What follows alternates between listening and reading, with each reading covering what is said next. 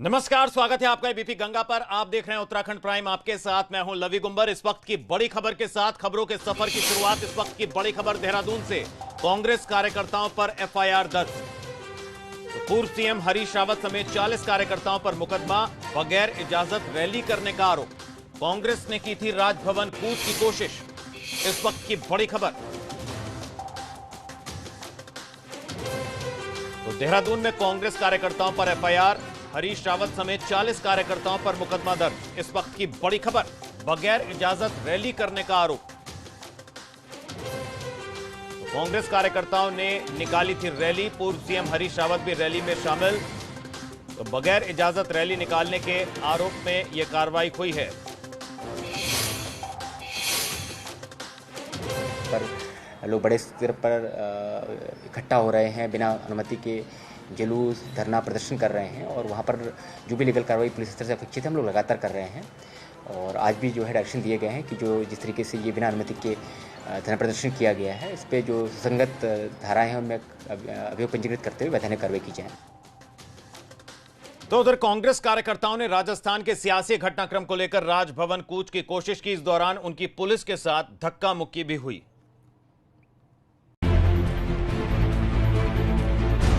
राजस्थान में हुए सियासी घटनाक्रम के बाद उत्तराखंड में भी कांग्रेस कार्यकर्ताओं में उबाल है।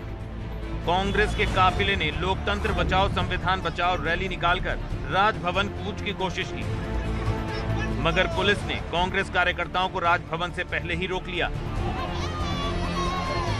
देहरादून में आप देख सकते हैं कि कांग्रेस के पूरी यहाँ पर जितने भी उनके कार्यकर्ता हैं, तमाम लोग राज्यपाल राजभवन को घेराव करने के लिए पहुंच रहे थे, लेकिन उससे पहले ही पुलिस के द्वारा बैरिकेडिंग लगाकर उनको रोक दिया गया है। भारी संख्या में कांग्रेसी आज यहाँ पर मौजूद हैं और उनका यही कहना है कि लोकतंत्र बचाओ संविधान बचाओ। जिस तरीके से राजस्थान का सियासी घटनाक्रम है, उसका असर आप देहरादून में भी देख सकते हैं। इस दौरान कांग्रेस कार्यकर्ताओं और पुलिस के बीच तीखी नोकझोंक भी देखने को मिली। कांग्रेस का आरोप है कि राजस्थान में हुए सियासी घटनाक्रम के पीछे भाजपा है। महामहिम राज्यपाल सत्य बुलाने से इनकार कर रहे हैं, तो एक घोर असंवैधानिक कृत्य आज राजस्थान में हो रहा है। लक्ष्य केवल यह है कि संवैधानिक रूप से चुनी हुई सरकार को किसी भी तरीके से खंडित करना है, भंग करना है। हाथी बड़कला पुलिस चौकी के सामने पुलिस ने प्रदर्शनकारियों को रोकने की कोशिश की। इस दौरान उनकी पुलिस के साथ धक्का मुक्की भी हुई। जब पुलिस ने इन्हें आगे जाने नहीं दिया तो कांग्रेस नेता और कार्यकर्ता बैरिकेडिंग के सामने ही धरने पर बैठ गए। हालत और स्थिति ये है कि आप देख लीजिए, गोवा से मैं अगर शुरुआत करूं तो गोवा में सबसे बड़ा दल जो है कांग्रेस का था, लेकिन सरकार बनाने का मौका नहीं दिया गया। कर्नाटक के अंदर कांग्रेस गठबंधन की सरकार थी, उसको गिराने का काम सत्ता में बैठे हुए लोगों ने किया। गुजरात के अंदर विधायकों की खरीद फरोख्त जो है करने का काम भारतीय जनता पार्टी और केंद्र सरकार कर रही है। उधर नेता प्रतिपक्ष इंदिरा हृदयेश ने राज्यपाल को एक ज्ञापन भेजा है, जिसमें उन्होंने लिखा है कि देश का संविधान खतरे में है। कांग्रेस का आरोप है कि 2016 में जिस तरह से उत्तराखंड में कांग्रेस की सरकार गिराई गई थी, उसी तरह देश के बाकी राज्यों में भी किया जा रहा है। कि संविधान के अनुसार देश चले, न कि पार्टी के अनुसार, और देश संविधान के हिसाब से ही चलेगा। संविधान में साफ व्यवस्था है, जिनका स्पष्ट बहुमत होगा। यदि गवर्नर को शक है तो विश्वास मत हासिल करने का मांग कर सकते हैं, पर गवर्नर जी ने तो हाउस बुलाने से ही इनकार कर दिया। इसलिए संविधान की रक्षा करिए, लोकतंत्र की रक्षा करिए, देश बचाइए। इस मांग को लेकर हम यहाँ खड़े हैं। देहरादून से रवि कैंतुरा के साथ हल्द्वानी से अंकित शाह की रिपोर्ट, एबीपी गंगा।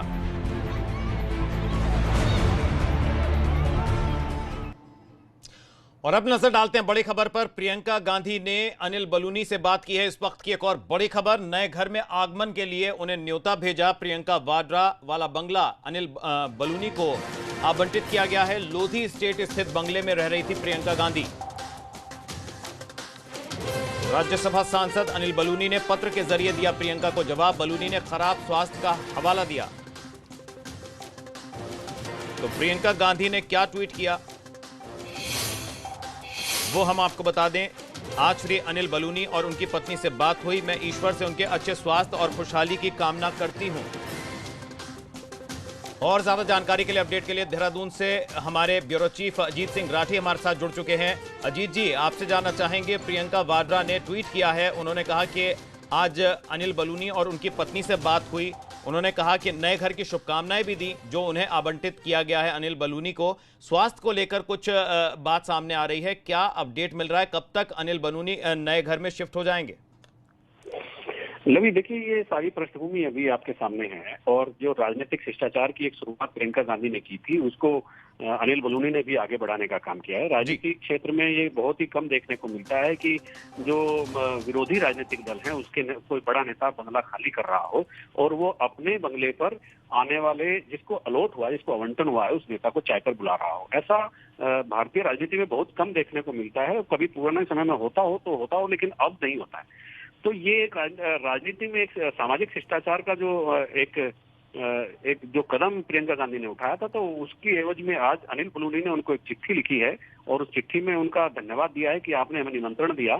और ये भी लिखा है कि चूंकि जैसा आप अवगत हैं कि मैं एक घातक बीमारी का उपचार करने के बाद दिल्ली लौटा हूं और मैं अभी स्वास्थ्य लाभ ले रहा हूं, तो मैं अभी आपका न्योता मंजूर नहीं कर सकता और ये मेरा स्वास्थ्य कारणों की वजह से मैं कह रहा हूं। जब मैं उस घर में शिफ्ट हो जाऊंगा तो मैं आपको पहाड़ी व्यंजनों की दावत पर आमंत्रित करूंगा, जिसमें झिंगोरा की खीर होगी, मरवा की रोटी होगी और तमाम तरह की ये व्यंजन होंगे जो पहाड़ पर होते हैं, जो ऑर्गेनिक होते हैं।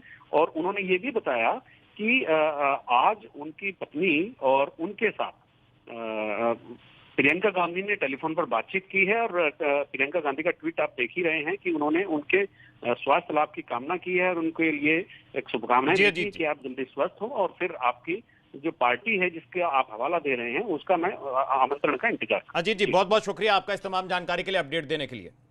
चलिए खबरों में बढ़ेंगे आगे। पिथौरागढ़ में बेगार नदी का जलस्तर बढ़ने से 100 से ज्यादा घरों पर खतरा है। एहतियात के तौर पर 40 घरों को खाली करा दिया गया है।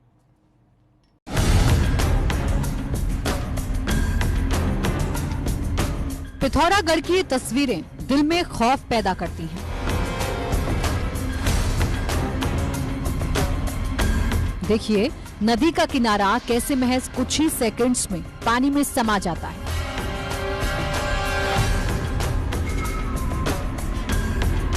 इस वीडियो को गौर से देखिए। नदी के किनारे पर पहले हल्की सी हलचल होती है, ऊपर से कुछ मिट्टी गिरती दिखती है। लोग अभी भी बेखौफ होकर वीडियो बना रहे हैं, लेकिन तभी बहुत तेजी से नदी का किनारा ढह जाता है। इसके बाद लोगों को लगा कि सब कुछ ठीक हो गया, लेकिन फिर से हलचल होती है और फिर से मलबा और पेड़ नदी में समा जाते हैं।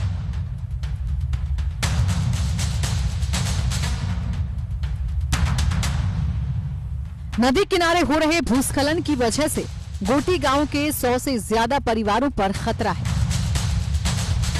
जबकि अभी तक 40 परिवारों को सुरक्षित स्थानों पर शिफ्ट कराया जा चुका है।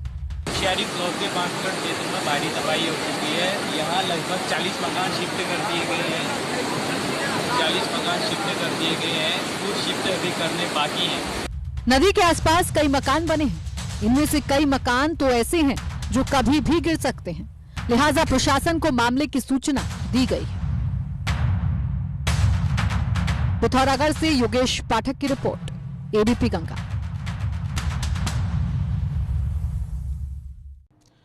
तो उत्तराखंड में मानसून की बारिश मुसीबत बन गई है। कहीं बारिश की वजह से रोड बंद हैं, तो कहीं पर बारिश की वजह से भूस्खलन की घटनाएं बढ़ गई हैं।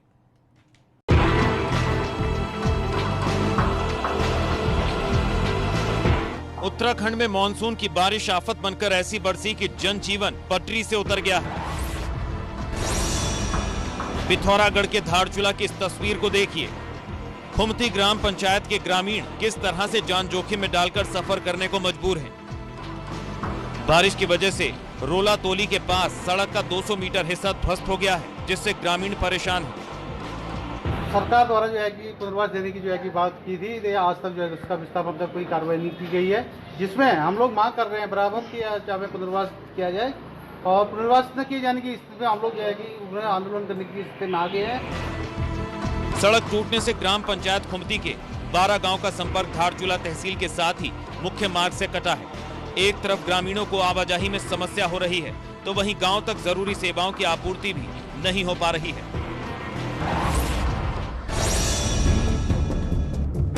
दरकते पहाड़ की ये तस्वीरें चमोली की हैं, जहां आईटीबीपी कैंप के पास पहाड़ी अचानक दरकने लगी।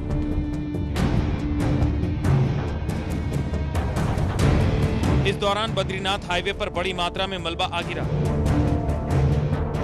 तस्वीर देखिए, पहले तो पहाड़ी में हल्की सी हलचल होती है और फिर देखते ही देखते लाखों टन मलबा सड़क पर आ गिरता है।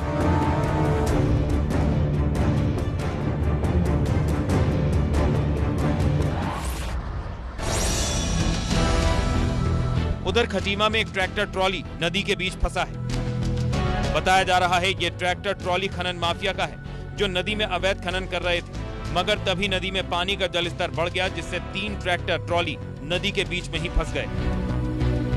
ऐसी खबर मिली, मैं और उप जिलाधिकारी महोदय तुरंत जो है मौके पे गए, लेकिन जब मौके पे पहुंचे तो ट्रैक्टर ट्रॉली जो थे वहां से गायब हो गए। उप जिलाधिकारी महोदय ने निर्देश दिए हैं कि जिनके ट्रैक्टर ट्रॉली थे उनके खिलाफ जो है वैधानिक कार्रवाई की जाए।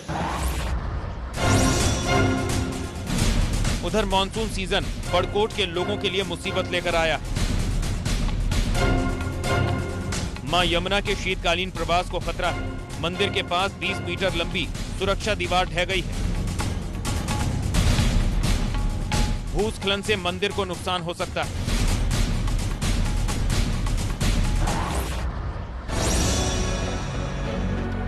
विकास नगर में कालसी चक्राता मार्ग पर मलबा राहगीरों के लिए मुसीबत बन गया है।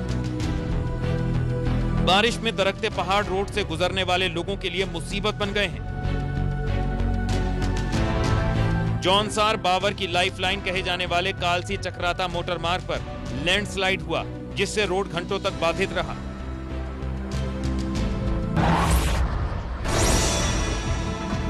उधर मसूरी में बारिश के बाद एक पेड़ टूटकर बिजली और टेलीफोन लाइन के ऊपर आ गिरा। भारी भरकम पेड़ को हटाने के लिए फायर सर्विस को बुलाना पड़ा। फायर सर्विस के कर्मचारियों ने इस पेड़ को मशीन से काटकर हटाया, तब कहीं जाकर सड़क साफ हो पाई। Bureau report, ABP Ganga. Ayodhya में राम मंदिर के लिए बद्रीनाथ धाम से मिट्टी भेजी जा रही है। मंदिर के पुजारियों ने बद्रीनाथ धाम की मिट्टी और अलकनंदा नदी का जल मंदिर निर्माण के लिए भेजा है। इसके साथ ही राम मंदिर के लिए चारों धामों की मिट्टी और 5 प्रयागों का जल ले जाया जाएगा।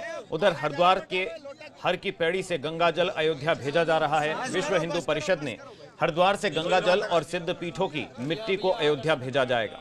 इस मौके पर उत्तराखंड की राज्यपाल बेबी रानी मौर्य भी मौजूद रहीं। राज्यपाल ने भी गंगा जल के कलश को स्पर्श किया। यही कामना है कि आप इसको, सब लोगों की भावना है आपके साथ। जय श्री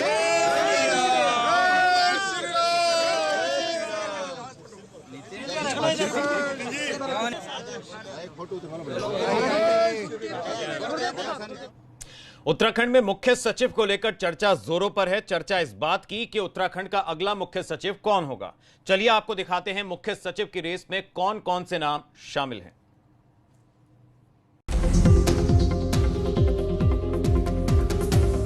उत्तराखंड में अब अगला मुख्य सचिव कौन होगा, हर किसी की निगाहें इस पर टिकी हो गई है। मौजूदा मुख्य सचिव उत्पल कुमार सिंह 31 जुलाई को रिटायर हो रहे हैं। इसके बाद जितने भी दावेदार हैं, उनके नामों को लेकर चर्चाओं का बाजार गर्म है। चर्चा इस बात की भी है कि उत्पल कुमार का सेवा विस्तार हो सकता है। उत्पल कुमार की केदारनाथ में पीएम के ड्रीम प्रोजेक्ट में अहम भूमिका रही है, जिस वजह से वो पीएम मोदी के पसंदीदा अधिकारी में शामिल हैं। अगर वो मुख्य सचिव नहीं बने तो उन्हें उत्तराखंड विद्युत नियामक आयोग के अध्यक्ष पद की जिम्मेदारी मिल सकती है। दूसरे नंबर पर अनूप वधावन का नाम है। वधावन की गिनती बेहतरीन अफसरों में होती है। अनूप वधावन 1985 बैच के वरिष्ठ आईएएस अफसर हैं। वधावन अभी वाणिज्यिक मंत्रालय में सचिव हैं। ये पद बेहद महत्वपूर्ण माना जाता है और प्रधानमंत्री की पसंद के अफसर ही इस पर तैनात होते हैं। हालांकि चर्चा इस बात की भी है कि वधावन मुख्य सचिव के लिए इच्छुक नहीं है। तीसरा सबसे महत्वपूर्ण नाम है सुखबीर सिंह संधू। संधू इस समय नेशनल हाईवे अथॉरिटी के चेयरमैन हैं। ये पद भी प्रधानमंत्री के भरोसेमंद अफसरों को मिलता है। संधू का रिटायरमेंट 2023 में है, लेकिन उनका मूवमेंट प्रधानमंत्री की इच्छा पर निर्भर करता है। काम करने में तेज तर्रार माने जाने वाले संधू के पास अच्छा अनुभव है। वो प्रकाश सिंह बादल के सचिव रहे हैं और उत्तराखंड लौटने के बाद बीसी खंडूड़ी, विजय बहुगुणा और हरीश रावत के प्रमुख सचिव रहे हैं, मगर अभी वो 6 साल से केंद्र में प्रतिनियुक्ति पर हैं। प्रबल दावेदार के रूप में चौथा नाम ओम प्रकाश का है। ओम प्रकाश इस समय मुख्यमंत्री के अपर मुख्य सचिव हैं। जब त्रिवेंद्र सिंह रावत कृषि मंत्री थे तो तब भी वो उनके 5 साल कृषि सचिव रहे। मुख्यमंत्री के करीब होने का फायदा उन्हें मिलने की सबसे ज्यादा संभावना है। त्रिवेंद्र से उनकी निकटता उन्हें इस पद पर ताजपोशी करा सकती है। मुख्य सचिव की रेस में 5वां नाम राधा रतूड़ी का है। राधा रतूड़ी इस समय अपर मुख्य सचिव के पद पर तैनात हैं। मुख्यमंत्री उन्हें अच्छी अफसर भी मानते हैं, लेकिन उन्हें मुख्य सचिव बनाने पर ओम प्रकाश को सचिवालय से बाहर पोस्टिंग देनी होगी, क्योंकि सचिवालय के भीतर कोई वरिष्ठ आईएएस अपने से जूनियर आईएएस के मुख्य सचिव बनने पर सचिवालय में तैनात नहीं हो सकता। देहरादून से अजीत सिंह राठी की रिपोर्ट, एबीपी गंगा।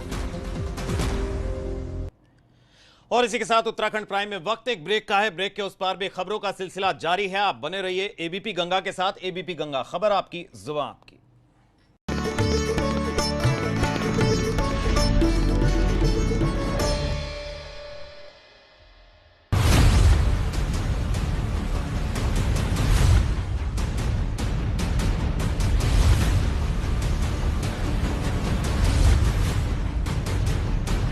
देखिए राजनीति राजेंद्र देव के साथ। कमला के कानों पर, बिमला के कानों पर, छुटभैया के और बाहुबली के कानों पर, रायपुर के रोमियो के, जबलपुर की जूलियट के, नाई के, हलवाई के, 1, 2 और 2.5 के, सबके कानों पर एक जिम्मेदारी है। और वो जब जब घर से बाहर जा रहे हैं उसे बखूबी निभा रहे हैं। फिर आप मास्क क्यों नहीं लगा रहे? जनहित में जारी, कानों पे जिम्मेदारी। Amazon Prime Day. Discover joy. पाइए ग्रेट डील्स। देखिए ब्लॉकबस्टर एंटरटेनमेंट। एक्सपीरियंस कीजिए ब्रांड न्यू लॉन्चेस जो डिलीवर होंगे पूरी हिफाजत के साथ। डिस्कवर जॉय 6 और 7 अगस्त। Amazon Prime Day. Deals, entertainment, new launches. Join Prime. Happy anniversary. आज डिनर मैं बनाऊंगा। ऑफिस से आते वक्त सामान भी ले आऊंगा। अब ताकत नहीं रही। इट्स ओके डैड, बढ़ती उम्र में ताकत की कमी कॉमन है, इसीलिए एंश्योर। इसमें है हाई प्रोटीन, कैल्शियम और विटामिन डी जो बोन्स और मसल्स की ताकत बढ़ाने में मदद करे हफ्तों में। Ensure regain strength within weeks. मम्मा, दोस्तों के साथ मैं रोलर कोस्टर पे क्यों नहीं जा पाता हूँ? मम्मा, मैं बड़ा तो हो रहा हूँ, पर बढ़ूंगा कब? तेजी से बढ़ने के लिए उसे दें कॉम्प्लान, जिसमें है 100% फर्स्ट क्लास प्रोटीन और 34 वाइटल न्यूट्रिएंट्स, जिससे अन्य बच्चों के मुकाबले कॉम्प्लान पीने वाले बच्चे बढ़े दुगनी तेजी से। I am a Complan boy। GAIL Utkarsh super 100 Uttar Pradesh और उत्तराखंड के मेधावी एवं निम्न आय वर्ग के छात्रों के लिए इंजीनियरिंग प्रवेश परीक्षा हेतु 11 महीने की निःशुल्क आवासीय कोचिंग। ऑनलाइन परीक्षा के लिए रजिस्टर करें www.csrlopentest.in। अधिक जानकारी के लिए कॉल या व्हाट्सएप करें 7987749483 7355520443। वीको टर्मरिक क्रीम, इसमें है हल्दी और चंदन के गुण जो कील मुहां से दूर करे और दे नेचुरल सुंदरता। वीको टर्मरिक क्रीम 24 कैरेट सौंदर्य दे सोने जैसा निखार।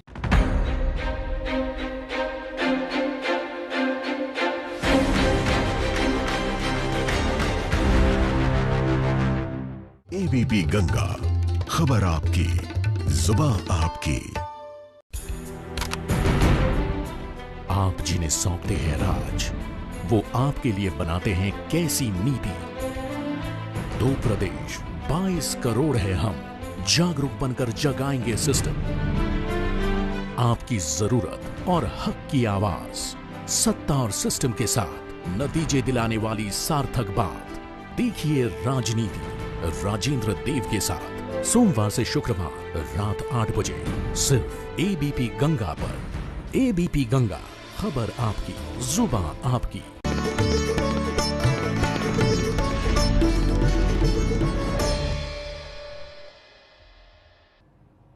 स्वागत है आपका। ब्रेक के बाद खबरों में बढ़ेंगे आगे। उधम सिंह नगर के सितारगंज में कोरोना के 41 मामले सामने आए हैं। इन सभी को कोरोना केयर सेंटर रुद्रपुर में आइसोलेट किया गया है। वहीं वार्ड नंबर 5 में अभी तक 73 से ज्यादा लोग कोरोना पॉजिटिव आ चुके हैं। सितारगंज में इससे पहले एक आशा वर्कर के कोरोना पॉजिटिव मिली थी, जिसके बाद सितारगंज के वार्ड नंबर 5 को कंटेनमेंट जोन बनाया गया था।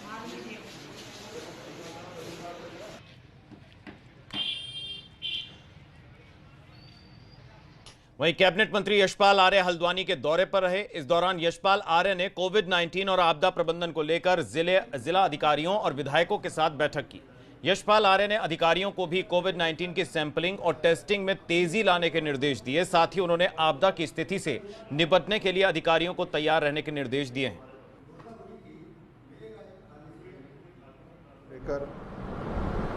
और आपदा, बरसात का मौसम शुरू हो चुका है।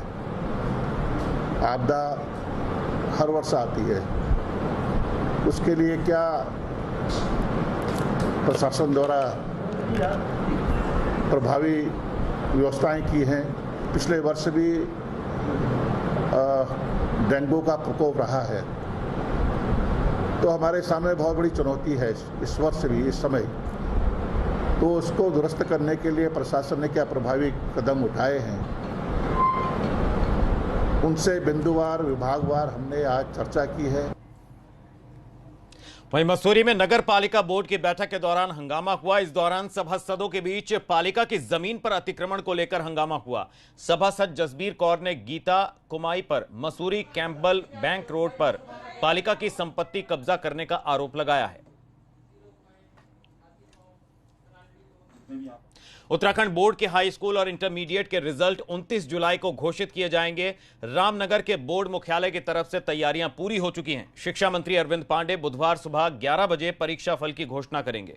बोर्ड परीक्षा में 2,71,690 परीक्षार्थी शामिल हुए हैं। इनमें 12वीं में 1,21,301 और हाई स्कूल में 1,50,389 परीक्षार्थी शामिल हुए थे।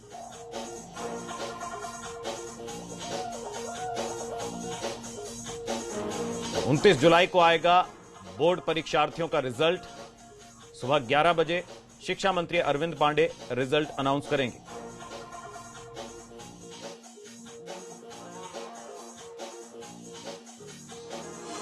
उत्तराखंड बोर्ड की परीक्षाओं का परिणाम हम 29 जुलाई को परिषद के एनेक्सी सभागार में करेंगे। माननीय शिक्षा मंत्री जी की उपस्थिति यहाँ पे रहेगी। साथ में हमारी बोर्ड के चेयरमैन साहब भी यहाँ पे रहेंगे। परीक्षा फल घोषित करने का कार्यक्रम यही सभागार में होगा। तो शिक्षा मंत्री अरविंद पांडे बुधवार सुबह 11 बजे जारी करेंगे रिजल्ट। 29 जुलाई को बोर्ड रिजल्ट अनाउंस किया जाएगा। तो उसको लेकर तैयारियां पूरी कर ली गई हैं और जो छात्र इस बार बोर्ड परीक्षा में शामिल हुए वो भी उत्सुक है नतीजे जानने के लिए। तो शिक्षा मंत्री अरविंद पांडे जारी करेंगे सुबह 11 बजे 29 जुलाई को बोर्ड के नतीजे।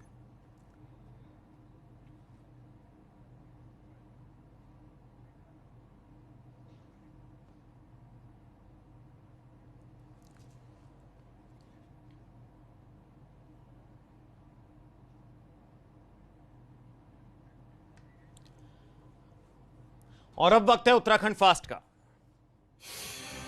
देहरादून में नाबालिग से रेप मामले में आरोपी की गिरफ्तारी। पुलिस ने आरोपी को हर्रावाला से किया गिरफ्तार।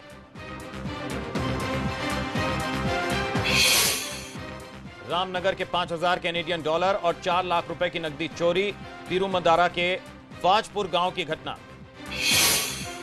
बागेश्वर में बढ़ा सरयू नदी का जलस्तर। नदी के तट पर बनी सीढ़ियां हुई जलमग्न। विकासनगर में टॉन्स नदी में गिरी पिकअप गाड़ी। हादसे में एक शख्स घायल। देहरादून में ट्रेन से टकराकर हाथी के बच्चे की मौत। जंगल से भटककर हाथी के साथ रिहायशी इलाके में आ गया था हाथी। टिहरी में कांग्रेस नेताओं ने उड़ाई सोशल डिस्टेंसिंग की धज्जियां। डीएम से मिलने पहुंचे थे कांग्रेस कार्यकर्ता। अल्मोड़ा के जागेश्वर धाम में सावन की पूजा करने पहुंचे श्रद्धालु। हरिद्वार के दक्षेश्वर महादेव मंदिर में सावन के चौथे सोमवार पर की गई पूजा अर्चना। बद्रीनाथ धाम में नर नारायण जयंती का हुआ समापन। बद्रीनाथ की डोली बमाणी गांव पहुंची।